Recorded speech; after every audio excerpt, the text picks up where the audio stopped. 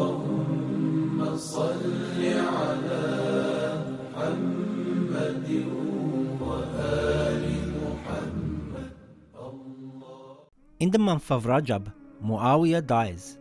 He was one of the enemies of the Ahlul Bayt and the one who caused the poisoning of Imam al-Hasan, the son of Imam Ali alayhi salam.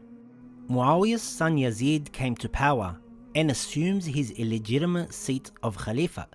He also had similar hatred towards the Ahlul Bayt. Yazid was not a religious or moral person. He forced everyone to pledge their allegiance to him. Imam Hussein, his family and followers obviously refused to pledge allegiance to a man like Yazid, but now they were all in danger. Historians have said that on the 28th of Rajab, Imam Hussein and his followers leave Medina towards Mecca. On the 3rd of Sha'ban, Imam Hussein reaches Mecca and meets the people. In the month of Ramadan, a letter from the people of Kufa is brought to Imam Hussein alayhi salam. Within a few more days, Imam Hussein receives hundreds and some say thousands more letters. Some were from the leaders of Kufa, and all the letters were in support of Imam Hussein alayhi salam.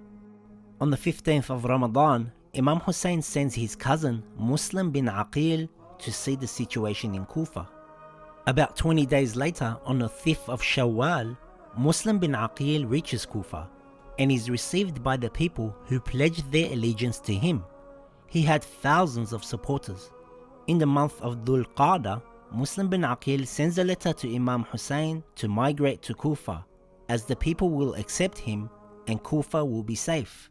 On the 8th of Dhul Hijjah, Imam Hussein leaves Mecca towards Kufa. In Kufa, most of the people went against their words and left Muslim bin Aqil alone. During this period, Muslim bin Aqil and Hani bin Urwah are martyred. Hani was one of the greatest companions of Imam Ali alayhi salam and close supporters of Imam Hussein and Muslim bin Aqil. Imam Hussein stopped at many places before reaching Kufa. He stopped at Dhat al Irq, where the Imam was informed about the situation in Kufa. According to some reports, Abdullah ibn Ja'far brought his two sons Aun and Muhammad to help the Imam.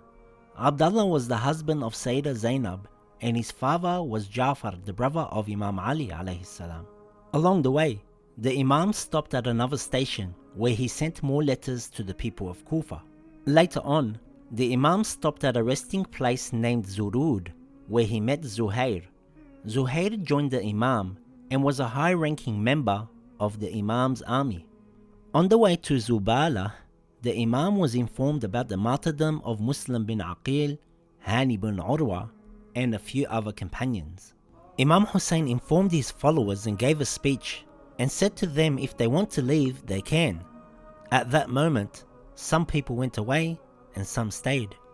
The Imam and his followers continued their journey till they reached another place. Some have said this place is called Dhu Husam.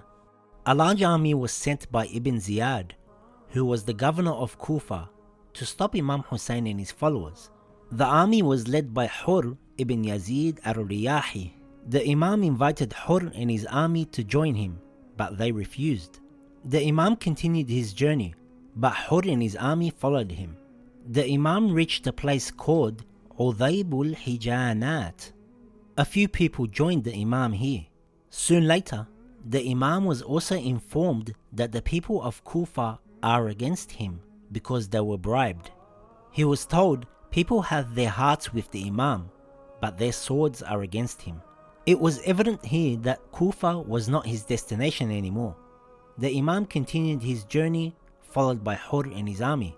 On the 2nd of Muharram, Imam Hussein reaches Karbala. The next day or so, Umar ibn Sa'd, an enemy of Imam Hussein, reaches Karbala with thousands of soldiers.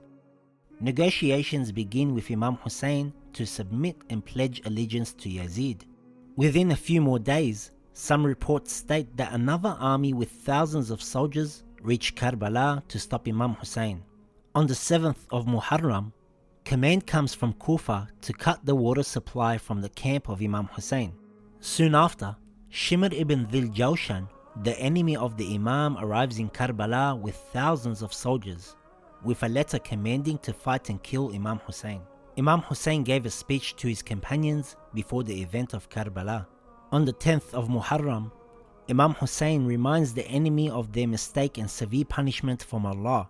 Hur ibn Yazid al-Riyahi, after long contemplation, repents and joins the Imam and his followers. The battle between the supporters of Imam Hussein and the enemy began. Imam Hussein and his supporters are martyred. The camp is looted and the blessed severed head of Imam Hussein is sent to Kufa. On the 11th of Muharram, Umar ibn Sa'd and his army leave with the captives of Ahlul Bayt from Karbala to Kufa. After Kufa, the captives of Ahlul Bayt were sent to Damascus. After a long stay in Damascus, the members of Ahlul Bayt returned to Medina. اللهم صل على محمد وآل محمد اللهم صل على